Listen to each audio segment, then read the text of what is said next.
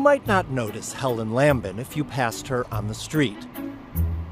That is, unless you caught a glimpse of her forearms. Yes, Helen's 84-year-old arms are covered with tattoos. In fact, Helen has a lot more ink than that, on her shoulders and upper back and from the knees down. She offered to give a visitor a tour. Let's see, that's the blue heron. That's time, space.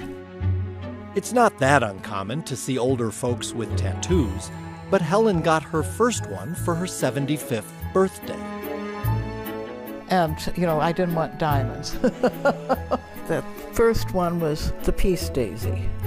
It made me feel sort of adventurous and wild. Here I've got a tattoo. Helen's first tattoos went where they could be easily hidden. Because, I didn't want everybody knowing I had a tattoo. Clearly that concern didn't last. I know, it did get a little out of hand, didn't it? Helen Lambin says she's always been a bit of a rebel. As a young woman, she spent 8 months in a convent before everyone realized it was not a good fit. She was married for 33 years and widowed at 62. That's for my husband, Henry, as he called me Bunny or Rabbit.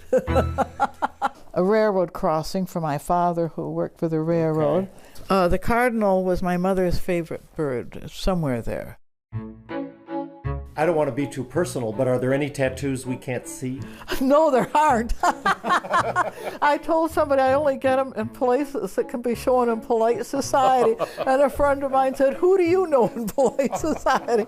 Because at my age and in my state of life, there's no point in having them where you can't show them. Helen's daughters seem delighted by their eccentric and colorful mother. They call her body art the Book of Mom. I mean, it's strange, but in a good way that it's strange, because she gets so much enjoyment out of it, and most of the reaction to it has been positive, too. And when you go out with her, it's kind of like going out with the mayor.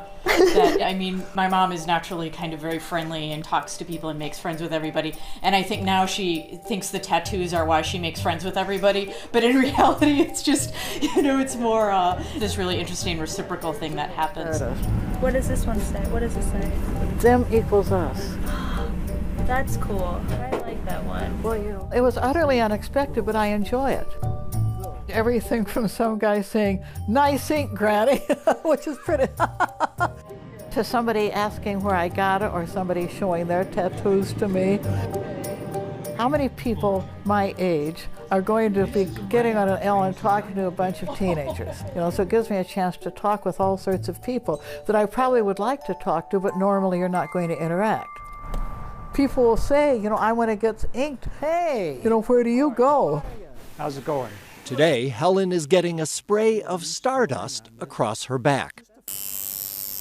I love the idea that we're all stardust, which we all are stardust, and that we're all 13.6 billion years old. 84-year-old skin can be tricky to tattoo. Dave McNair has been Helen's artist of choice from the start. She's a sweetheart. She's most of the stuff she has on her are designs that she brought me. I may have made suggestions, little improvements or whatever. Most of it is her own ideas and stuff, Yeah, she's great. She's a great lady.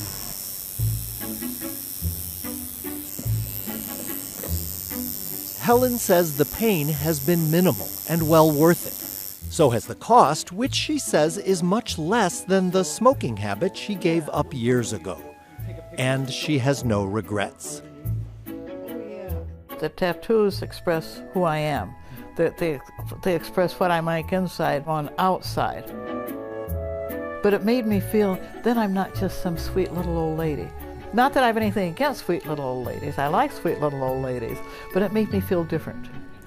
And it has ever since. It was nice meeting you. Have a good day. And Helen Lambin has made the world just a little more colorful.